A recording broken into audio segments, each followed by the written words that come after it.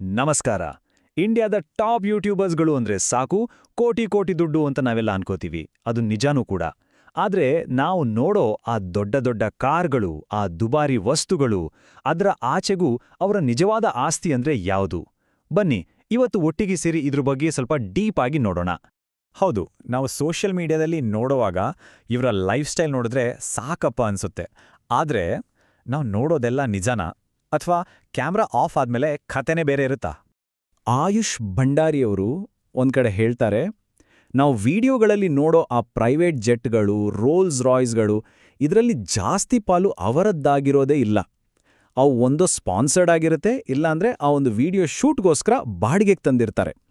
ಅಂದ್ರೆ ನಾವು ಅನ್ಕೊಳ್ಳೋ ಫ್ಯಾಂಟಸಿಗೂ ರಿಯಾಲಿಟಿಗೂ ಅಜಗಜಾಂತರ ವ್ಯತ್ಯಾಸ ಇದೆ ಅಂತ.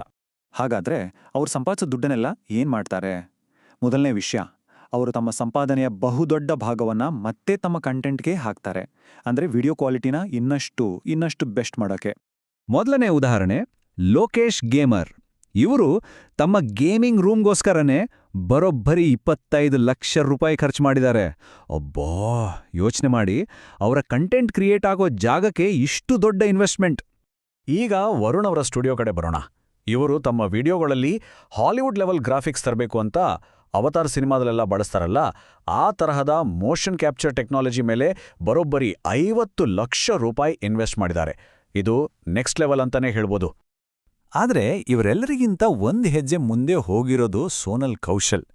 ಅವರು ತಮ್ಮದೇ ಆದ ಒಂದು ಪ್ರೊಫೆಷನಲ್ ಸ್ಟುಡಿಯೋ ಕಟ್ಟೋಕೆ ಸುಮಾರು 1.5 ಕೋಟಿ ರೂಪಾಯಿ ಖರ್ಚು ಮಾಡಿದ್ದಾರೆ. ಇದರಿಂದ ಗೊತ್ತಾಗತ್ತೆ ಈ ಕ್ರಿಯೇಟರ್ಗಳು ತಮ್ಮ ಕೆಲಸವನ್ನ ಎಷ್ಟು ಸೀರಿಯಸ್ ಆಗಿ ತಗೋತಾರೆ ಅಂತ. ಸರಿ, ಕಂಟೆಂಟ್ ಮೇಲೆ ಹೂಡಿಕೆ ಮಾಡೋದು ಒಂದು ಕಡೆ ಆದ್ರೆ, ತಮ್ಮ ಯಶಸ್ಸಿನ ಸಿಂಬಲ್ ಆಗಿ ಕೆಲವೊಂದು ವಸ್ತುಗಳನ್ನು ಕಲೆಕ್ಟ್ ಮಾಡ್ತಾರೆ. ಇವು ಕೇವಲ ವಸ್ತುಗಳಲ್ಲ, ಅವರ ಹಾರ್ಡ್ ವರ್ಕ್ ಮತ್ತೆ ಪ್ಯಾಷನ್ನ ಪ್ರತೀಕ. ವೆನಮ್ ಟೆಕ್ ಅವರ ಗೇಮಿಂಗ್ ಕನ್ಸೋಲ್ ಕಲೆಕ್ಷನ್ ಇರ್ಬೋದು, ಲೋಕೇಶ್ ಗೇಮರ್ ಅವರ 86 ಲಕ್ಷದ ಸೂಪರ್ ಕಾರ್ ಇರ್ಬೋದು, ಈ ಎಲ್ಲ ಕಲೆಕ್ಷನ್ಗಳು ಅವರ ಯಶಸ್ಸಿನ ಕಥೆಯನ್ನೇ ಹೇಳುತ್ತೆ. ಸ್ಕೌಟ್ ಅವರ ಸ್ನೀಕರ್ ಕಲೆಕ್ಷನ್ ಮೌಲ್ಯನೇ 5 ಲಕ್ಷಕ್ಕಿಂತ ಹೆಚ್ಚಿದೆ ಅಂದ್ರೆ ನೋಡಿ. ಆದರೆ ಕೆಲವು ವಸ್ತುಗಳಿಗೆ ಬೆಲೆ ಕಟ್ಟೋಕೆ ಆಗಲ್ಲ. ಅವುಗಳ ಮೌಲ್ಯ ಹಣಕ್ಕಿಂತ ದೊಡ್ಡದು. ಅವು ಭಾವನಾತ್ಮಕವಾಗಿ ತುಂಬಾನೇ ಅಮೂಲ್ಯ. ಬನ್ನಿ, ಈಗ ಅಂಥ ವಸ್ತುಗಳ ಬಗ್ಗೆ ನೋಡೋಣ. ಅಮೂಲ್ಯ ಅಂದ್ರೆ ಏನು? ಸಿಂಪಲ್ ಆಗಿ ಹೇಳೋದಾದ್ರೆ, ಯಾವುದ್ರ ಬೆಲೆಯನ್ನ ದುಡ್ಡಲ್ಲಿ ಅಳೆಯೋಕ್ಕಾಗಲ್ವೋ ಅದು ಒಂದು ನೆನಪು, ಒಂದು ಫೀಲಿಂಗ್, ಅಥವಾ ಈ ಜಗತ್ತಲ್ಲಿ ಇನ್ನೊಂದಿಲ್ಲ ಅನ್ನೋ ಥರದ ಒಂದು ವಸ್ತು. ಉದಾಹರಣೆಗೆ, ಸ್ಕೌಟ್ ಅವರ ಹತ್ತಿರ ಇರೋ ಈ ಫುಟ್ಬಾಲ್ ಜಾಕೆಟ್ ನೋಡಿ. ಇದರ ಮೇಲೆ ಡೇವಿಡ್ ಬೆಕಾಮ್ ಅವರಂತಹ ಲೆಜೆಂಡ್ಸ್ ಸಹಿ ಹಾಕಿದ್ದಾರೆ. ಹೇರಿ, ಈ ತರಹದ ವಸ್ತುವನ್ನ ಮತ್ತೆ ಸಂಪಾದಿಸೋಕ್ಕಾಗತ್ತಾ? ಖಂಡಿತ ಇಲ್ಲ. ಸ್ಕೌಟ್ ಅವರೇ ಹೇಳ್ತಾರೆ, ನನ್ಗೆ ಇದು ಪ್ರೈಸ್ಲೆಸ್.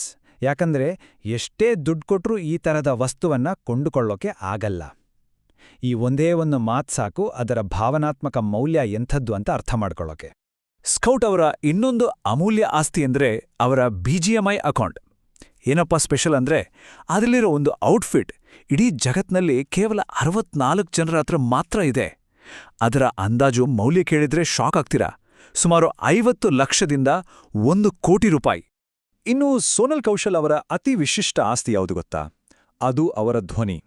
ಹೌದು, ನಾವೆಲ್ಲ ಚಿಕ್ಕೋರಿದ್ದಾಗಿಂದ ನೋಡ್ಕೊಂಡು ಬಂದಿರೋ ನಮ್ಮ ಫೇವ್ರೆಟ್ ಡೋರೆಮೋನ್ಗೆ ಭಾರತದಲ್ಲಿ 1 ದಶಕಕ್ಕೂ ಹೆಚ್ಚು ಕಾಲ ಧ್ವನಿ ಕೊಟ್ಟಿದ್ದೇ ಸೋನಲ್.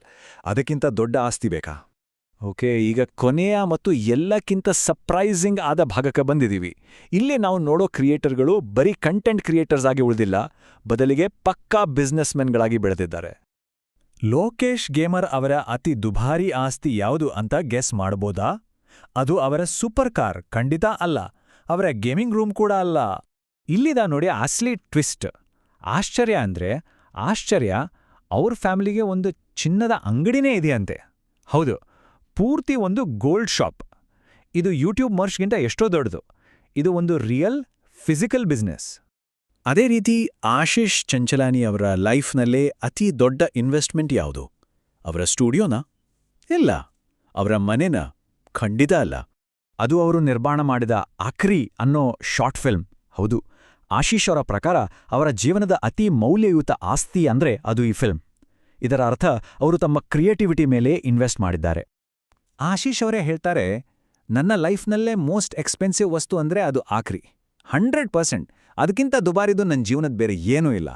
ಅವ್ರಿಗೆ ಮಾತು ಕೇಳಿದ್ರೆ ಗೊತ್ತಾಗತ್ತೆ, ಒಬ್ಬ ಕ್ರಿಯೇಟರ್ಗೆ ತನ್ನ ಸ್ವಂತ ಸೃಷ್ಟಿಗಿಂತ ಮಿಗಿಲಾದದ್ದು ಬೇರೆ ಏನೂ ಇರೋಲ್ಲ. ಹಾಗಾದ್ರೆ ಈ ಎಲ್ಲವನ್ನು ನೋಡಿದ ಮೇಲೆ ನಮಗೆ ಏನ್ ಅರ್ಥ ಆಗತ್ತೆ? ಒಬ್ಬ ಕ್ರಿಯೇಟರ್ನ ನಿಜವಾದ ಅಲ್ಟಿಮೇಟ್ ಆಸ್ತಿ ಯಾವುದು? ಅವ್ರು ಕೊಂಡ್ಕೊಳ್ಳೋ ದುಬಾರಿ ವಸ್ತುಗಳ, ಭಾವನಾತ್ಮಕವಾಗಿ ಹತ್ತಿರವಾದ ಸಂಗ್ರಹಗಳ, ಅಥವಾ ಅವರ ಸ್ವಂತ ಸೃಜನಶೀಲತೆ, ಅವರ ಕ್ರಿಯೇಟಿವಿಟಿನಾ? ಇದರ ಬಗ್ಗೆ ಯೋಚನೆ ಮಾಡಬೇಕಾದ ವಿಷಯ.